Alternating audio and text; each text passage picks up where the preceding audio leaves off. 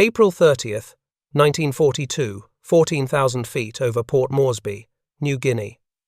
Lieutenant William Fiedler watched 6 Japanese Zeros materialize from the cloud layer above him. His P-39D Airacobra was alone. His wingman had turned back 20 minutes earlier with engine trouble. Now Fiedler was about to discover why American pilots called the P-39 the Iron Dog. The Zeros dove. Fiedler shoved the throttle forward and pulled back on the stick. The P-39 began to climb. Slowly. Too slowly. The Allison V-17110 engine roared, but at 14,000 feet it was gasping for air. The turbocharger that should have been installed was sitting in a Bell aircraft warehouse in Buffalo. Weight savings, the engineers said. Cost reduction. The oil temperature gauge climbed past 220 degrees, 230, 240. The cockpit filled with heat. Fiedler could smell hot metal and burning oil. The engine was cooking itself. He leveled off at 15,000 feet. The Zeros were at 18,000 feet now, setting up their attack run. Fiedler turned hard left. The P-39 responded like a truck, not a fighter. The nose-heavy weight distribution made every turn an argument with physics. The 37mm cannon and ammunition in the nose pulled the aircraft forward, wanting to drop into a dive. Fiedler fought the controls. His flight suit was soaked with sweat. The lead Zero committed. Dove from 6 o'clock high, standard Japanese tactic. The Zero could dive and climb faster than any American fighter in theater. Fiedler tried to reverse. Tried to bring his nose around. Too slow. The P-39 wallowed through the turn. He reached for the 37mm cannon trigger. The big gun could kill a Zero with one hit. If it fired, he squeezed the trigger. Nothing. The cannon had jammed. Again. The 37mm was powerful when it worked, but the feed mechanism failed constantly in combat conditions. Fiedler switched to his 30 caliber machine guns. Squeezed the triggers. The guns hammered, but the Zero was already firing. 20mm cannon shells walked up the P-39's left wing. Fiedler heard metal tearing. Felt the airframe shudder. The left aileron disintegrated. The P-39 snapped into a spin. Fiedler keyed his radio. Red 2 is hit. I'm going. The P-39 tumbled. The spin was flat, unrecoverable. Fiedler reached for the car-style door handle, pushed it open. The slipstream ripped the door off its hinges. He unbuckled, dove out into empty air at 12,000 feet. His parachute opened at 8,000 feet. Below him, his P-39 augured into the jungle, exploded on impact. Black smoke rose through the canopy. The P-39 was not just failing, it was killing American pilots. The Bell P-39 Airacobra started as genius on paper. Larry Bell's engineering team had designed something revolutionary in 1938. Mid-mounted engine behind, the pilot. Tricycle landing gear instead of a tail dragger. A 37mm Oldsmobile cannon firing through the propeller hub. Nothing like it existed in American aviation. The concept was sound. Put the engine at the aircraft's center of gravity for better handling. Use the nose space for a massive cannon that could destroy bombers with a single hit. Make it an interceptor that could climb to 40,000 feet and kill enemy bombers before they reached American cities. But Bell Aircraft made one decision that destroyed the entire concept. They removed the turbocharger. The Allison V-17110 engine was designed to work with a General Electric Type B2 turbo supercharger. With the turbocharger, the engine produced 1,150 horsepower at sea level and maintained that power to 20,500 feet. Without it, the engine produced 1,150 horsepower at sea level and only 750 horsepower at 15,000 feet. Bell's reasoning was simple. The turbocharger added 600 pounds. The P-39 was already heavy. The prototype XP-39 weighed 5,550 pounds empty. Adding armor, self-sealing fuel tanks, and full ammunition brought combat weight to 7,780 pounds. The turbocharger would push it past 8,000 pounds. So they deleted the turbocharger to meet Army Air Corps weight requirements. Saved £600. Saved $2,000 per aircraft. Destroyed the aircraft's combat effectiveness above 15,000 feet. The performance numbers told the story. The P-39D had a service ceiling of 32,000 feet in theory. In combat, pilots reported the aircraft became nearly uncontrollable above 20,500 feet. The engine could not produce enough power to maintain speed in turns, could not climb effectively, could not fight. The Japanese Mitsubishi A6M0 had a service ceiling of 38,000 feet. The German Messerschmitt Bf Nesranin F had a ceiling of 39,000 feet. Both enemy fighters could climb above the P-39, dive to attack, then climb back to safety. The P-39 could not follow. But altitude performance wasn't the only problem. The 37mm cannon and its ammunition were mounted in the nose, ahead of the cockpit. This created extreme nose heaviness. The center of gravity was too far forward. Pilots reported the aircraft wanted to nose down constantly, especially in turns or climbs. Fighting the control stick became exhausting after 30 minutes. The weight distribution created another deadly problem. If the P-39 entered a spin, it went flat immediately. The heavy nose pulled down, the tail came up, and the aircraft rotated horizontally like a falling leaf. Recovery was nearly impossible. The standard recovery technique, apply opposite rudder, push stick forward, didn't work. The aircraft just kept spinning until it hit the ground. Between December 1941 and August 1942, flat spin accidents killed 16 American pilots during training. Not combat, training. The car-style door was another engineering decision that killed pilots. Bell had designed the P-39 with an automobile-style door on the right side instead of a sliding canopy. It looked modern. It was easier to manufacture. But if the aircraft flipped inverted after a forced landing, the door couldn't be opened. The pilot was trapped. 3 pilots drowned in P-39 seconds that ditched in water. The door wouldn't open against water pressure. Larry Bell had designed an aircraft for high-altitude interception warfare, then deleted the component that made high-altitude flight possible. The result was an aircraft optimized for nothing, too heavy to dogfight, too slow at altitude to intercept, too unreliable to trust. By mid-1942, American pilots were refusing to fly it. The 8th Fighter Squadron received their first P-39Ds in February 1942. They were stationed at Port Moresby, New Guinea, facing Japanese air raids daily. The squadron's commanding officer, Major Paul Wurtsmith, watched the first 4 P-39 seconds taxi onto the airstrip and knew immediately his pilots were in trouble. The aircraft looked wrong, sat wrong on its tricycle gear. The nose pointed down like the aircraft was tired before it even started flying. Wurtsmith had flown P-40 Warhawks. Those were brutal, honest aircraft. Heavy, hard to fly. But they did what they were supposed to do.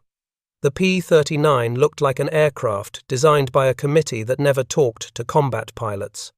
February through March 1942, the 8th Fighter Squadron lost 14 P-39 seconds, shot down 3 zeros, a kill ratio of 0.21 to 1.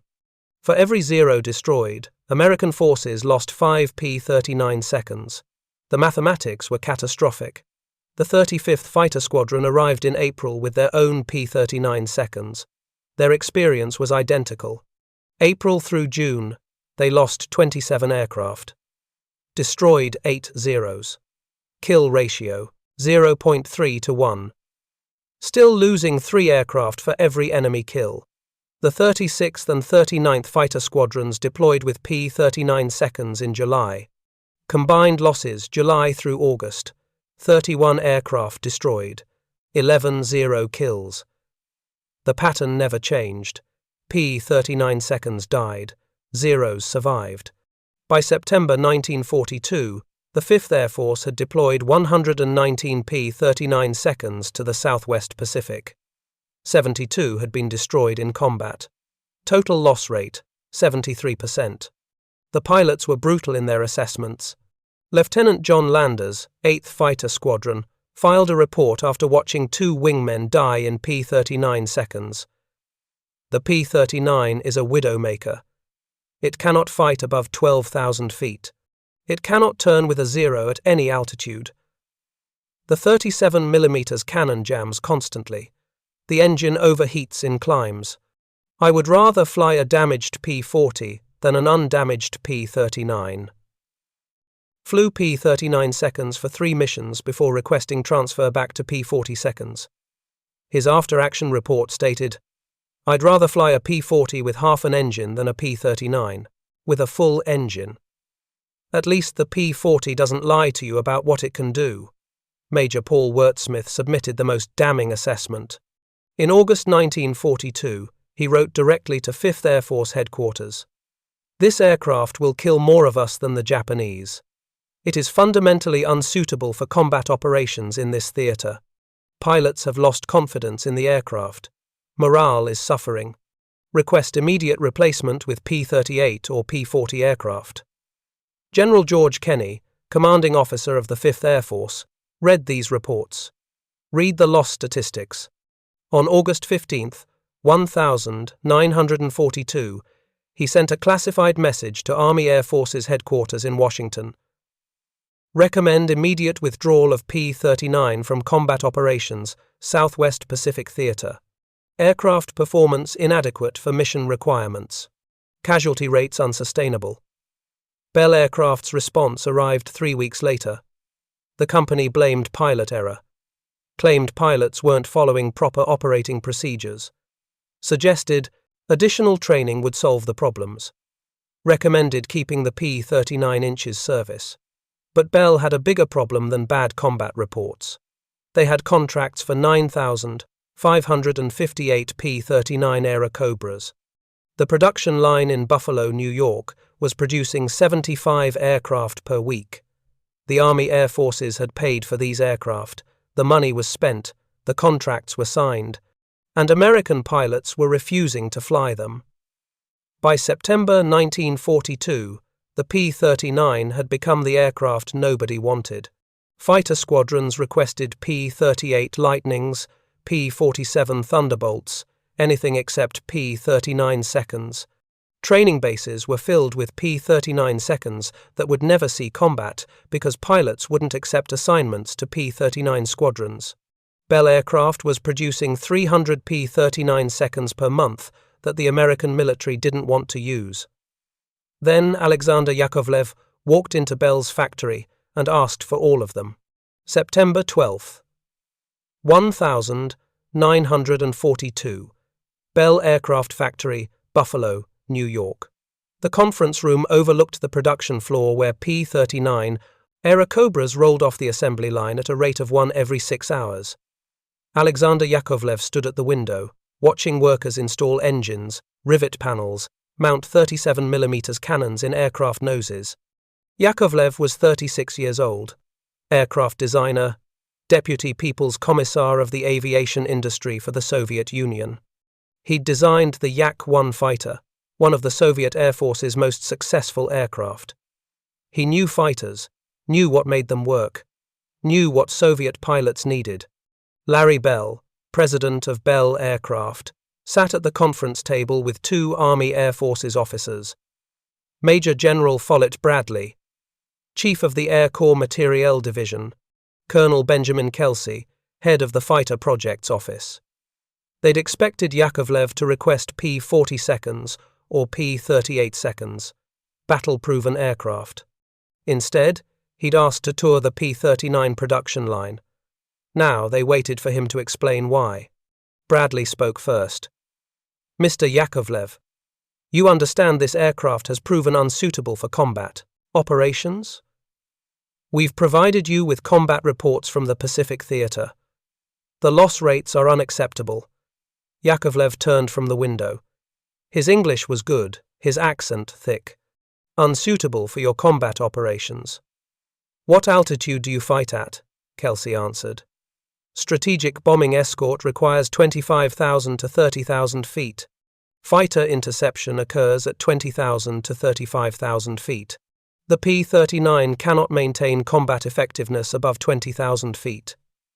We fight at 500 feet, Yakovlev said. Sometimes lower. The Americans looked at each other. Bradley leaned forward. Ground attack. Everything is ground attack on the Eastern Front. German tanks, German trucks, German troops. We need aircraft that can destroy ground targets and survive German fighters at low altitude. Your P-39 does this, yes? Bell spoke for the first time. The P-39 performs adequately below 10,000 feet. The engine produces full power at low altitude. But the aircraft was designed for high-altitude interception, not you designed aircraft for wrong war, Yakovlev interrupted. Your war is at high altitude. Our war is at low altitude. Your problem is our solution. He walked to the table, pulled papers from his briefcase. Production specifications, delivery schedules, contract terms.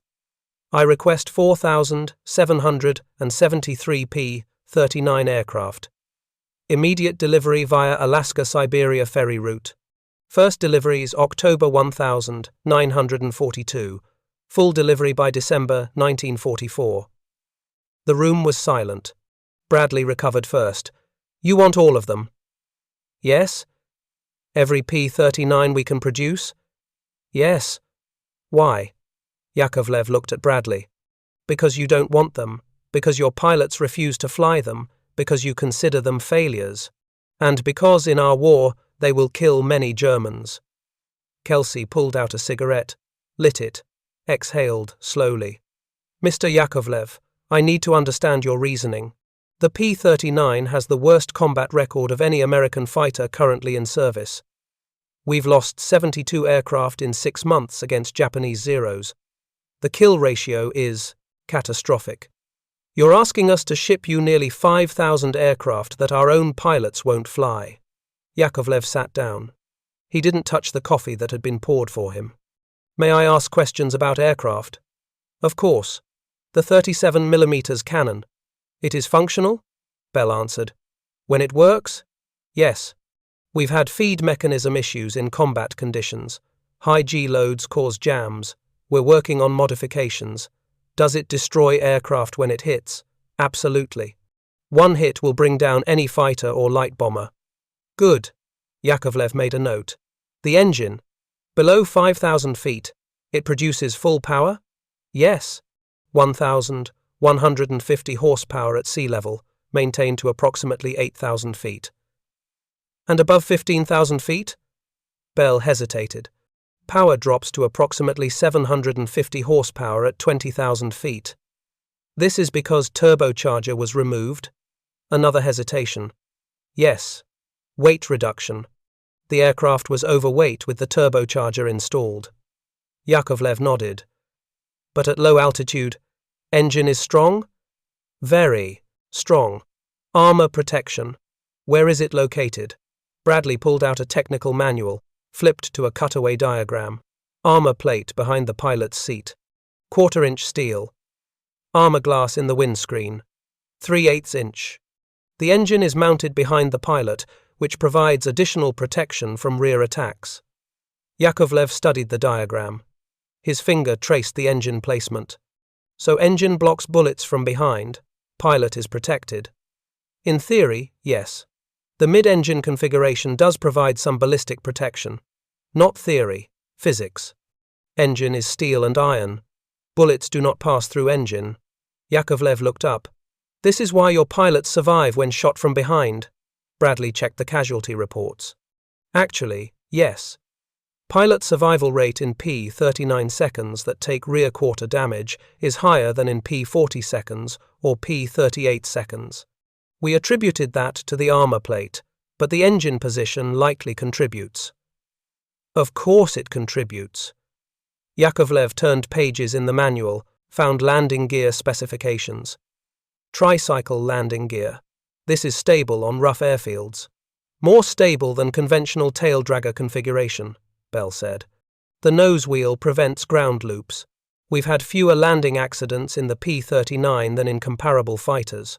Russian airfields are rough, grass, dirt, sometimes just mud. Tail draggers flip easily. Tricycle gear does not flip? Correct. The P-39 has excellent ground handling characteristics. Yakovlev closed the manual. He looked at each man in turn. I will tell you what you have built.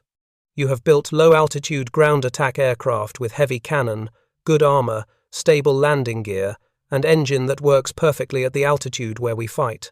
But you are trying to use it as high-altitude interceptor. This is like using hammer to cut bread. Tool is good. Task is wrong. Larry Bell's face reddened. The P-39 was designed to Army Air Corps specifications for high-altitude interception. We built exactly what was requested. You built what was requested. Then you removed turbocharger. Then you delivered aircraft that cannot do job it was designed for. Yakovlev's tone wasn't accusatory, just factual. This is not criticism. This is observation. War changes requirements. Your requirements changed. Your aircraft did not change. Now you have aircraft optimized for mission you don't need. Bradley stubbed out his cigarette. And you need low-altitude ground attack aircraft. We need many things. We need aircraft that can destroy German tanks. Your 37mm cannon can penetrate tank armor, yes? The M4 37mm cannon fires armor-piercing rounds effective against light armor, Kelsey confirmed. Certainly effective against half-tracks, armored cars, possibly effective against tank rear armor. We need aircraft that can survive damage and return to base. Your armor protection and engine placement help this. Yes. We need aircraft that can operate from primitive airfields close to front lines. Your tricycle landing gear helps this. Yes. We need aircraft that can fight German fighters at low altitude, where German fighters don't have advantage. Your engine produces full power at low altitude? Yes. Yakovlev spread his hands. Then you have aircraft we need. Aircraft you don't want, we want. Aircraft your pilots refuse to fly, our pilots will fly. This is good for both countries. The room was quiet for a moment. Bradley exchanged glances with Kelsey. You understand the risks, Bradley said. The spin characteristics are dangerous. We've lost pilots in training. You lost pilots because they fought at high altitude, got in trouble, tried to recover from spins. We won't fight at high altitude. We won't be in position to enter spins. The 37mm jams frequently. Then we will modify feed mechanism. Or we will accept jams and use machine guns. Soviet pilots are accustomed to unreliable weapons. The cockpit door can trap pilots in water landings. Eastern Front has very pilots, little water. Mostly land. Mostly crashes are into ground. Door is not problem. Bell leaned back in his chair. You've thought through every objection. I read your combat reports on train from Washington. I read pilot complaints. Every complaint is about high-altitude performance. Engine weak at altitude. Aircraft can't climb, can't turn at altitude, can't fight zeros at 20,000 feet. Yakovlev tapped the table. We don't fight at 20,000 feet. We fight at 2,000 feet. Sometimes 500 feet. Sometimes we land on highway, reload ammunition, take off again. We need aircraft that works at low altitude, lands on rough ground, kills tanks with cannon, and doesn't catch fire when bullets hit it. You have built this aircraft. You just don't know it. Kelsey looked at Bradley. Bradley looked at Bell. Bell looked at the production floor below, where another P-39 was rolling toward final assembly. 5,000 aircraft, Bradley said quietly. That solves our procurement problem. That solves your political problem, Yakovlev corrected. You ordered many aircraft you cannot use. Congress will ask why. Now you have answer. Lend lease to Soviet Union. Everyone is happy.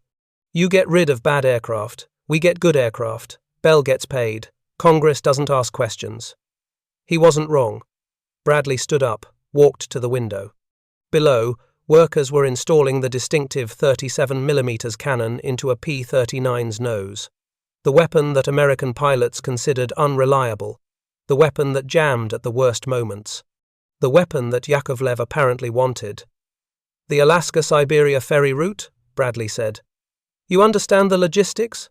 It's 6,000 miles from here to Moscow, through some of the most hostile terrain on Earth. Winter temperatures hit 60 below zero. We'll lose aircraft in transit. We will lose some aircraft, Yakovlev agreed. This is acceptable. Better to lose 5% in transit than 73% in combat. The number landed hard. 73% was the exact loss rate from the Pacific Theater reports. Yakovlev had done his homework. Bell spoke up. Current production rate is 75 aircraft per week. To deliver 4,773 aircraft by December 1944 means maintaining that rate for roughly 28 months. We can do that. But modifications will slow delivery. What modifications? Yakovlev asked. Radio equipment. Your radio systems operate on different frequencies than ours. We'll need to remove American radios and install Soviet radios. Oxygen systems use different fittings. Instruments use different units. These changes require… Don't change anything. Bell blinked. I'm sorry? Don't change anything. Build aircraft exactly as you build for American forces. We will modify them in Soviet Union. This saves time, saves money, gets aircraft to us faster. But the radios won't be compatible with your ground control. We will install our radios. We have mechanics. We have tools.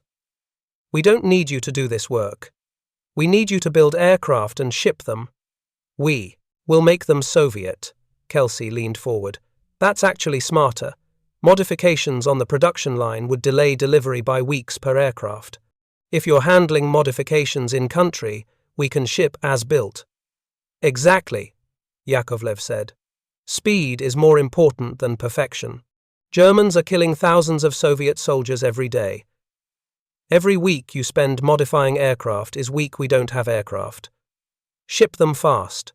We fix them ourselves. Bradley returned to the table.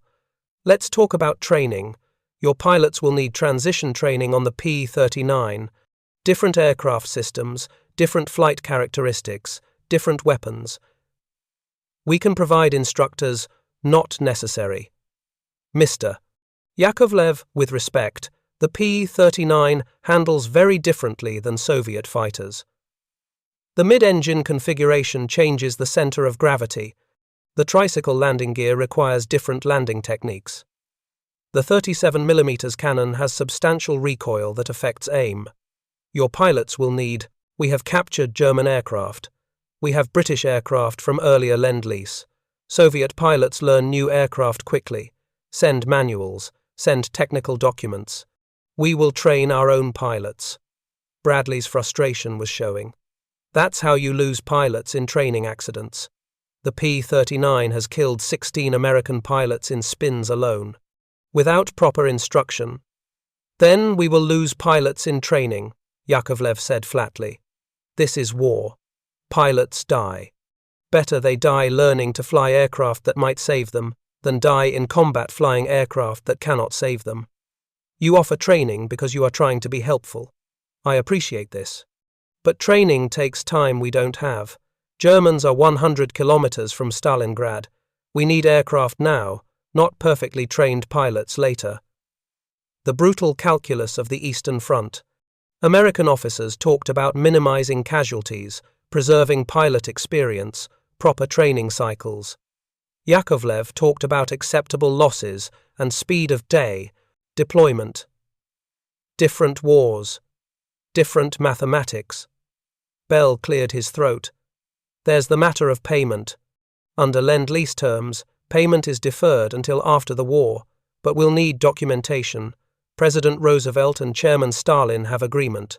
Yakovlev interrupted. Lend-Lease operates under that agreement. You ship aircraft, American government pays you, Soviet government settles with American government after war. This is standard Lend-Lease procedure, yes? Yes. Bradley confirmed. We're prepared to process this under existing Lend-Lease protocols. Then we have no payment problems. Yakovlev pulled a document from his briefcase, slid it across the table. Delivery schedule. I propose 212 aircraft October through December 1942. Then 800 aircraft in 1943. Then 2,000 aircraft in 1944. Remaining aircraft in early 1945 as production permits. Kelsey picked up the document, scanned it. This is aggressive. You're asking for nearly 200 aircraft in the first 3 months. Yes. We need to evaluate aircraft in combat conditions. Need to develop tactics. Need to train mechanics on maintenance. 212 aircraft gives us enough for initial deployment to combat units while building training pipeline. And if the evaluation shows the aircraft isn't suitable for your operations? Yakovlev smiled for the first time. Then we have same problem you have. But I don't think this will happen. Your aircraft is good aircraft, just not for your war. Bradley sat down, pulled the delivery schedule closer. His finger traced the numbers. October 1942, that's 6 weeks from now. First deliveries need to start in 6 weeks. Yes. You understand we'll need to coordinate with ferry pilots, establish the Alaska-Siberia route protocols, arrange for Soviet pilots to take delivery in Fairbanks. This is arranged already. Soviet pilots are in Alaska now, waiting. Ferry route is established. British have been using it for other deliveries. We need only to add P-39 seconds to schedule. Bell looked at Bradley. Bradley looked at Kelsey. Kelsey shrugged. It solves the P-39 problem. We've got 2,000 sitting in depots that nobody wants. We can start shipping from existing inventory while new production continues. The depot aircraft have been modified for tropical operations, Bell noted. Different engine oil specs, modified air filters. We are sending them to Russia, Yakovlev said. Not tropics. Tropical modifications don't hurt aircraft in Russian winter. Ship whatever you have. Bradley made his decision. I'll need to confirm with Washington, but I don't anticipate problems. The Army Air Forces will support this transfer under Lend-Lease. Colonel Kelsey will coordinate delivery schedules with your office. Mr. Bell, your production line continues as planned, but now everything ships north instead of to the Pacific. Bell nodded slowly. We can do that. Frankly, gentlemen, I'm relieved. The P-39 has become a political problem. Every combat report makes Congress ask why we're still building them. This solves that problem. It solves many problems, Yakovlev said. He stood up, extended his hand. Thank you. You are giving us aircraft that will kill many Germans. Your pilots don't want these aircraft. Our pilots will love them. They shook hands. The meeting was over. 4,773 P-39 Airacobras would go to the Soviet Union. October 14th. 1,942. Ladd Field, Fairbanks, Alaska. Temperature, 22 degrees Fahrenheit. The first group of P-39D Airacobras sat on the frozen tarmac, engine cowlings covered with insulated blankets. 12 aircraft. American pilots had flown them from Great Falls. Montana, the last leg flown by men who were happy to be rid of them. Soviet pilots waited in the operations building. 8 men wearing thick leather flight jackets, fur-lined boots, and expressions of complete indifference to the cold. Captain Ivan Kashuba was the senior pilot. He'd been flying fighters since 1939. Polikarpov I, 16 seconds over Khalkhin Gol, against the Japanese. MiG 3 seconds against the Luftwaffe during the initial German invasion. He'd shot down 6 German aircraft and survived being shot down twice himself. Now he was looking at American aircraft that American pilots called death traps. A.U.S. Army Air Forces Major, named Thomas Henderson, approached. He was carrying a clipboard and looking uncomfortable. Captain Kashuba, I'm supposed to brief you on the P-39's flight characteristics before you ferry them to Siberia. Is not necessary, Kashuba said in broken English. We have manual, we read, we fly. Captain, The P-39 has some unusual handling characteristics. The mid-engine configuration affects weight and balance. The aircraft can enter a flat spin if mishandled. I really should. We fly now, Kashuba interrupted. Weather window is 6 hours. Then storm comes. We must leave now or wait 3 days. Henderson looked at the sky. Low clouds were building from the west. The weather forecast predicted a major storm, system moving in by evening. If the Soviets didn't leave in the next few hours, they'd be grounded for days. At least let me show you the startup procedure. We read manual. Kashuba pulled a worn technical manual from his jacket. The pages were flagged with dozens of handwritten notes in Russian. Engine start is standard. Fuel mixture rich. Throttle 1 inch open. Magnetos on. Engage starter, we know this. Henderson gave up. All right. You'll fly from here to Nome, 540 miles. Follow the road and river systems. Don't rely on radio navigation. Reception is unreliable. From Nome, you cross to Siberia, landing at Uelkal. Soviet ground control takes over from there. Understood. Kashuba walked to his assigned aircraft, did a walk-around inspection. Checked control surfaces, landing gear, oil levels. Climbed in through the car-style door. The cockpit was cramped, instruments clustered, but nothing he couldn't handle. He'd flown worse. The Allison engine caught on the second try. Blew. Smoke poured from the exhaust. The engine coughed, steadied, settled into a rough idle. Cold weather starting. The engine would smooth out once it warmed. All 8 Soviet pilots started their engines. Henderson watched from the operations building as the P-39 seconds taxied in a loose line toward the runway. No formation discipline. Each pilot moving independently. They looked like they'd never flown together. The first P-39 rolled down the runway, lifted off, climbed into the grey Alaskan sky. The second followed 30 seconds later. Then the third. No radio communication Henderson could hear. They just went. 7 hours later, all 8 aircraft landed at Nome. 0 incidents. They refueled, spent the night in a weather shelter, crossed to Siberia the next morning. The ferry route was open. Over the next 27 months, 4,773 P-39 Airacobras would follow that path. Great Falls to Fairbanks to Nome to Siberia to Moscow to the front lines.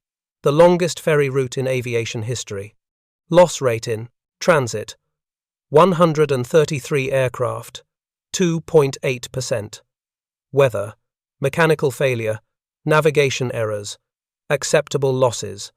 By December 1942, 212 P-39 seconds had reached Soviet territory. The transformation was about to begin. February 17, 1943. Armavir Air Base, Krasnodar region, 120 kilometers northeast of the front lines. Captain Alexander Ivanovich Pokrishkin stood on frozen mud and looked at the aircraft that was supposed to save his life. The P-39 Newtons sat on the flight line with 6 others, fresh from the ferry route, still wearing American olive drab paint with hastily applied red stars over the U.S. insignia. The hammer and sickle looked out of place on the fuselage. These were American aircraft. Everyone knew it. The Germans knew it. Soviet propaganda didn't acknowledge Lend-Lease aircraft in public broadcasts. But here on the front, nobody pretended. Pokrishkin was 30 years old.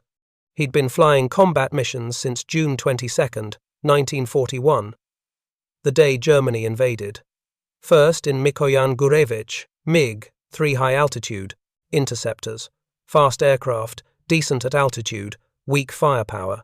He'd scored 6 kills in the MiG-3, but lost 3 wingmen. Then they'd transitioned to Yakovlev Yak-1 fighters. Better aircraft, more maneuverable, better guns. He'd scored 14 more kills in the Yak-1, 20 total confirmed kills. Respectable, not exceptional. But 20 kills had cost him 354 combat missions. 2 years of combat. 2 years of watching better German pilots in better German aircraft kill his friends. The Luftwaffe's Bf-109F could outclimb the Yak-1. The FW-190A could outdive it. German pilots had better radios, better tactics, better training. Soviet pilots had numbers and desperation. Now Pokrishkin was supposed to learn to fly this strange American aircraft with its mid-mounted engine and nose cannon. He walked around the P-39 Newtons slowly. His hands were numb from the cold, but he didn't put them in his pockets. He touched control surfaces, ailerons, elevator, rudder, all properly rigged. He bent down, examined the tricycle landing gear. Strange configuration. Soviet fighters used tail draggers. This nose wheel looked fragile, but the strut was thick, well engineered. He opened the car-style door. The hinges were stiff from cold. Inside, the cockpit was tighter than the Yak one. The control stick was between his legs instead of center-mounted. The throttle was on the left side wall. The mixture control, propeller pitch, and landing gear lever were all in different positions than Soviet aircraft, but what caught his attention was the gun sight. The reflector gun sight was mounted above the instrument panel with a clear view through the armored windscreen. Behind the sight, directly in the pilot's line of vision, was the 37mm cannon's breech. Pokrishkin could see the ammunition feed mechanism, the massive cannon shells, each one the size of a man's forearm.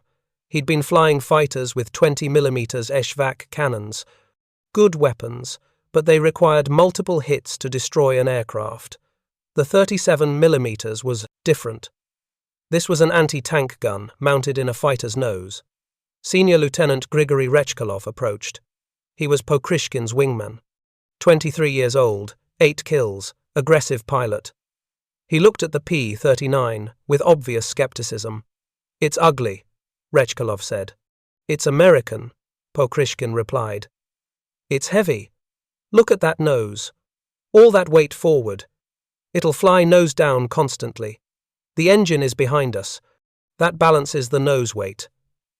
Americans say it can't turn." Pokrishkin climbed into the cockpit, sat in the seat, gripped the control stick. He moved it through its full range of motion, forward, back, left, right. The control response felt immediate, no sloppiness. He pushed the rudder pedals. Good resistance. "Americans say it can't turn at 25,000 feet, Pokrishkin said. "We don't fight at 25,000 feet. We fight at 3,000 feet. "Exactly." Pokrishkin pulled the 37mm cannon's technical manual from his coat. He'd been reading it for 3 days. The M4 37mm cannon fired high explosive and armor-piercing rounds. Muzzle velocity 610 meters per second. Rate of fire 140 rounds per minute in theory, but the 30-round magazine limited practical rate of fire. Each round contained 50 grams of explosive. The Shvak 20mm rounds contained 15 grams of explosive, more than 3 times the destructive power per hit. "One shot kills," Pokrishkin said quietly. "What?" "This cannon. 1 hit destroys an aircraft. We don't need multiple passes. We don't need to hammer a target with 20 rounds. We need 1 shot. 1 hit. Target destroyed." Rechkolov leaned against the fuselage. "Soviet doctrine is multiple passes. Attack, disengage, reposition, attack again. Commissar Petrov told us." "Commissar Petrov doesn't fly combat missions," Pokrishkin interrupted. "We do. And I'm tired of making 3 passes to kill 1 German. Tired of giving them 2 chances to shoot me. This cannon changes everything." He climbed out of the cockpit, walked to the nose, ran his hand along, the cannon barrel protruding through the propeller hub. The metal was cold enough to burn skin. The Americans used this wrong. Pokrishkin continued. They tried to fight high-altitude battles against Japanese fighters that turn better than anything in the world. Wrong aircraft, wrong tactics, wrong war. And we'll use it, right? We'll use it differently. Pokrishkin pulled out a notebook. The pages were filled with diagrams, calculations, sketches of aircraft positions. He'd been thinking about this for weeks, ever since he'd heard the P-39 seconds were coming. "German tactics," he said, flipping to a marked page. The Bf-109 and Fo-190 attack from altitude. They dive, make one pass, climb back up. They use energy tactics. Boom and zoom. They're faster than us in the dive. Faster in the climb. We can't catch them. Rechkalov nodded. Every Soviet pilot knew this. It was why German fighters dominated despite being outnumbered. But they have to dive to attack us, Pokrishkin continued. And when they dive, they're predictable. They come down fast, in a straight line, committed to their attack vector. For maybe 5 seconds, they can't maneuver. They're just speed and mass on a ballistic trajectory. And we dodge, Rechkalov said. Standard defensive tactics. They dive, we turn, they miss, they climb away. We've been dodging for 2 years. How's that working? The question hung in the cold air. Not working. That was the answer. The Luftwaffe was still killing more Soviet pilots than Soviet pilots killed Germans. Pokrishkin drew a diagram in the notebook. 2 aircraft, one diving from above, one at lower altitude.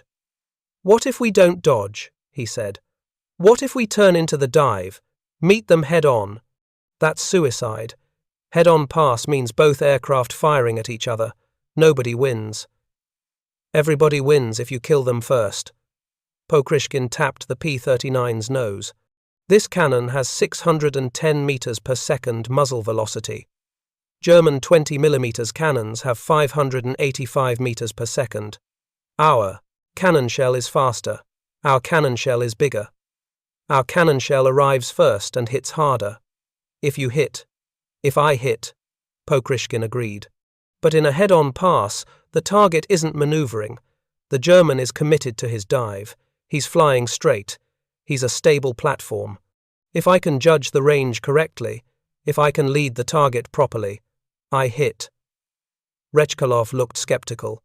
And if you miss, you have a Bf-109 traveling 600 kilometers per hour passing within meters of you, maybe colliding with you. Then I die. But if I hit, the German dies. And I survive. 1 shot, 1 kill, mission accomplished. Pokrishkin closed the notebook. We've been fighting defensively because we had to. Our aircraft couldn't challenge German fighters directly. But this aircraft can. This cannon can. We just need to learn how. A voice called from across the airfield. Comrade Captain! They turned. A Soviet Air Force technician was approaching, followed by 2 soldiers carrying wooden crates. The technician's name was Sergeant Pavel Kostikov. He was responsible for armaments maintenance for the regiment. The 37mm ammunition has arrived, Kostikov said. American ammunition. Do you want us to load the aircraft? Not yet, Pokrishkin said. First I need to understand it. They walked to the armament shed. Inside, out of the wind, wooden crates were stacked against the walls. Stenciled labels. 37mm M4. Kostikov pried open a crate with a crowbar. Inside, packed in straw, were shells the size of vodka bottles. Pokrishkin picked one up, heavy. The shell casing was brass, the projectile steel with a copper driving band. He could see the explosive filler through a small glass window in the base. 2 types, Kostikov explained. High explosive and armor piercing. High explosive for aircraft, armor piercing for ground targets. The American manual says to load a mixed belt, but we can configure however you want. All high explosive, Pokrishkin said immediately. But if you encounter German ground vehicles, I'm fighting aircraft, not tanks. All high explosive. Kostikov nodded, made a note. The cannon holds 30 rounds. The feed mechanism is complex. The Americans report frequent jams, especially at high G loads or negative G. The belt can twist, the shell can misalign, the firing pin can. How do we prevent jams? Careful maintenance, proper belt loading. Avoid violent maneuvers while firing. Kostikov pulled out a technical diagram showing the cannon's internal mechanism. The problem is here, in the feed system. The shells are so large that any misalignment causes failure. American mechanics recommend firing only in straight flight or gentle turns. Pokrishkin studied the diagram. The feed mechanism was indeed complex. A rotating drum, feed pawls, timing mechanisms. Any of a dozen components could fail. "What if we simplify the belt loading?" he asked. "How?" "The Americans mix high explosive and armor-piercing rounds in the belt. Every other round is different. Different weights, different lengths. What if we load all identical rounds, all high explosive, same weight, same dimensions, less variation in the feed cycle?" Kostikov considered this. It might help, worth trying. And we limit firing to short bursts. The Americans talk about sustained fire. We'll fire 1, 2, maybe 3 rounds at a time. Less heat build-up in the mechanism, less stress on the feed system. 1 or 2 rounds might not be enough to destroy a target. 1 round from this cannon is enough to destroy any aircraft in the Luftwaffe. Pokrishkin set the shell down carefully. The problem with American tactics is that they think like Americans. They think more bullets equal more dead enemies. They spray ammunition. We can't afford to think that way. We have 30 rounds. We need 30 kills, or at least 15 kills and 15 forced retreats. We fire 1 shot per target. We make it count. Rechkalov had been quiet, but now he spoke. "You're describing a completely different fighting style." "Yes. Not multiple passes. Not sustained firing. Single pass, single shot, disengage." "Exactly. What if you miss?" "Then I've failed, and I learn from the failure, and I don't miss next time." Pokrishkin looked at his wingman. "We've been flying Soviet tactics in Soviet aircraft for 2 years. The Germans are winning. This is an American aircraft. It requires American thinking. No, it requires new thinking. Soviet pilots have never had a weapon like this. We need to invent tactics that match the weapon." They spent 3 days on the ground before anyone flew. 3 days of studying manuals, inspecting aircraft, loading and unloading ammunition, checking and rechecking systems. The regiment's engineering officer, a major named Dmitry Kovalenko, was skeptical of the whole enterprise. "These aircraft are too complex," Kovalenko complained on the second day. "Too many systems. The American radios don't work with our frequencies.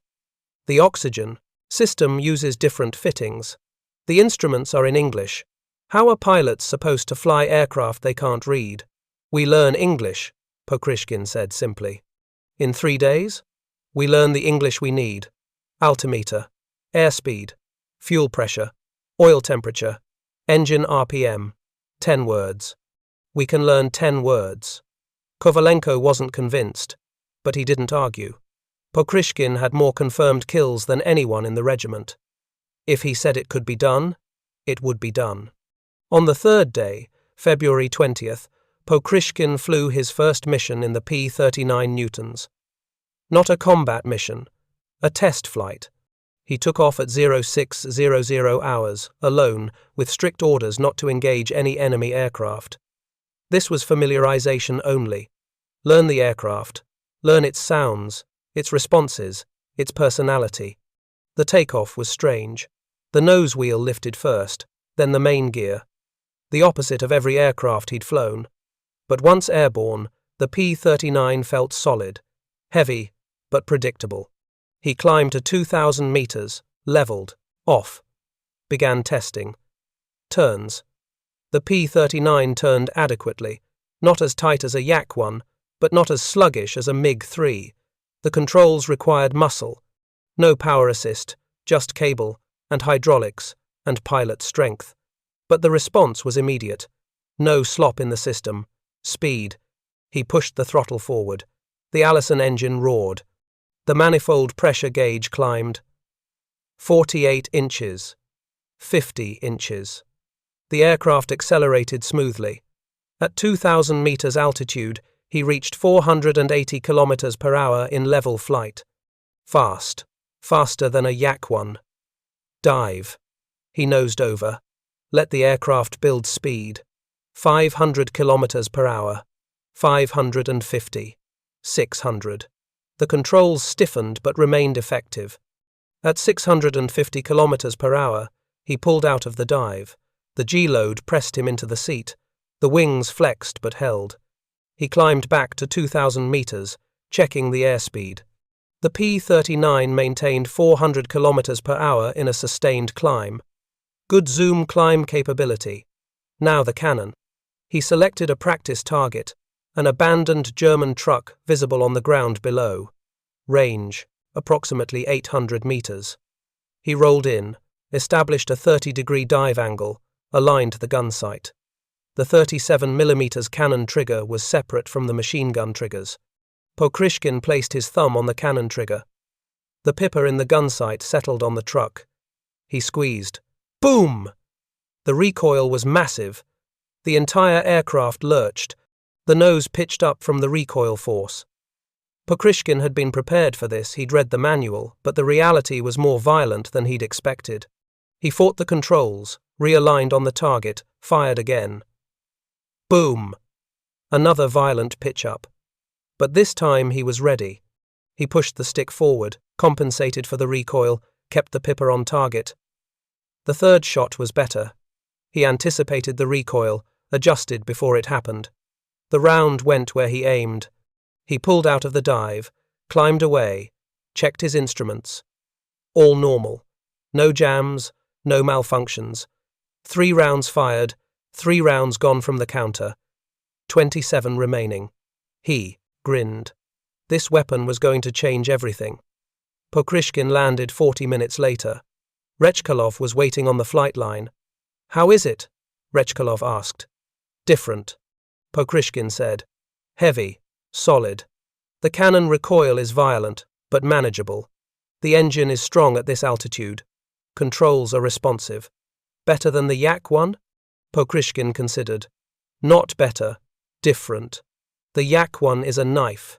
Agile. Precise. This is a hammer. Heavy. Powerful. You don't finesse this aircraft. You point it at the enemy and smash. Can you kill Germans with it? Yes. How many? Pokryshkin looked at his wingman. All of them. February 21st through March 10th, 1943. 16 days of training before combat deployment. Pokryshkin had trained new pilots before. Usually they received 2 days of familiarization flights before being thrown into combat. The war didn't allow for leisurely training schedules. But the P-39 was different enough, foreign enough, that even Pokryshkin recognized they needed more time. 22 P-39 Newton's Airacobras had been allocated to the 16th Guards Fighter Aviation Regiment. 22 aircraft meant 22 pilots needed conversion training. Pokryshkin designed the program in 3 phases. Week 1. Aircraft systems and basic handling. The first challenge was the language barrier. Every instrument, every switch, every placard in the cockpit was labeled in English. The engineering officer, Major Kovalenko, spent 2 days translating and creating Cyrillic labels that could be pasted over the English ones, but Pokryshkin refused to use them. We learn English, he told his pilots on the first day. Altimeter, airspeed indicator, oil pressure, fuel quantity, manifold pressure. These are not Russian words, but they are not difficult words. We learn them. When we fly, we think in English for instruments, Russian for tactics. The pilots grumbled, but they learned. Airspeed, skorost. Altitude, vysota. The Russian words, then the English equivalents. Within 3 days, every pilot could read the critical instruments without translation. The aircraft systems were more complex than Soviet fighters. The Allison V-1710 engine required careful management. Manifold pressure, RPM, mixture, carburetor heat. Soviet engines were simpler: throttle forward to go fast, throttle back to go slow. The American engine had a dozen variables that affected performance. Pokryshkin created a simplified engine management procedure. Takeoff. Full throttle. 3,000 revolutions per minute. Mixture-rich cruise. 36 inches manifold pressure. 2,600 revolutions per minute. Mixture auto-lean combat. Full throttle. 3,000 revolutions per minute. mixture-rich landing. Throttle idle, 2,000, 200 revolutions per minute, mixture-rich. Americans worry about engine life, Pokrishkin explained. They want engines to last 300 hours. We need engines to last 30 hours. Then we get new engines from America. Run them hard. If engine breaks, we get another engine. If pilot dies, we don't get another pilot. The logic was brutal, but sound. Landing the Tricycle, gear required different techniques. Soviet tail draggers landed tail first, then settled onto the main wheels. The P-39 landed on the main wheels first, then the nose wheel settled. Several pilots ground-looped on their first attempts, damaging propellers and pride. But by the end of week 1, all 22 pilots could take off and land without incident. This was where Pokrishkin's innovation began. Soviet fighter doctrine, as taught at every training school, emphasized the horizontal plane. Dogfighting meant turning, rolling, scissors maneuvers. Vertical maneuvers were considered advanced techniques reserved for experienced pilots. Pokrishkin threw out that doctrine entirely. The P-39 doesn't turn well in the horizontal, he told his assembled pilots on February 28. The Germans turn better. The Bf-109 turns better. The W-190 turns better. If we fight in the horizontal plane, we lose. He drew on a chalkboard. 2 aircraft, one diving from above, one climbing from below. We fight in the vertical plane. Altitude is energy. Speed is energy. We convert altitude to speed, speed to kills, then speed back to altitude. Never turn, never dogfight. Never give the German a chance to use his superior horizontal maneuverability. Lieutenant André Trude, one of the younger pilots, raised his hand.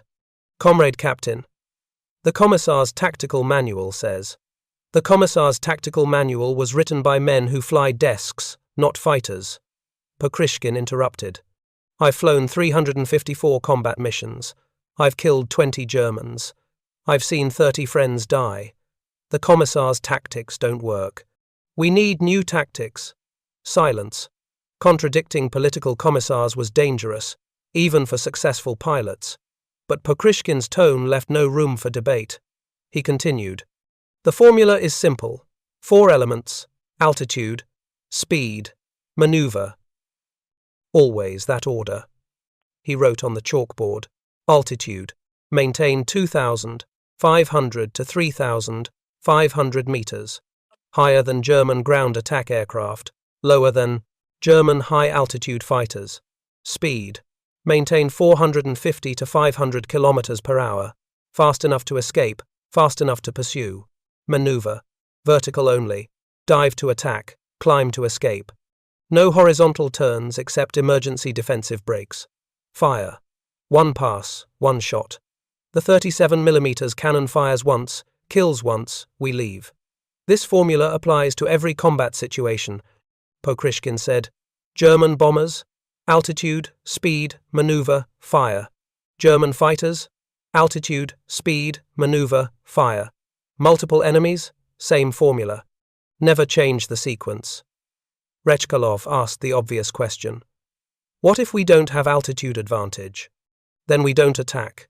We climb until we have altitude, then we attack. Patience is survival.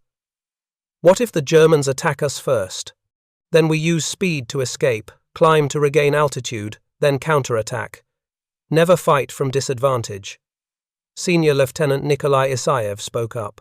He was 28, 12 kills, cautious pilot. Comrade Captain, this sounds like German tactics.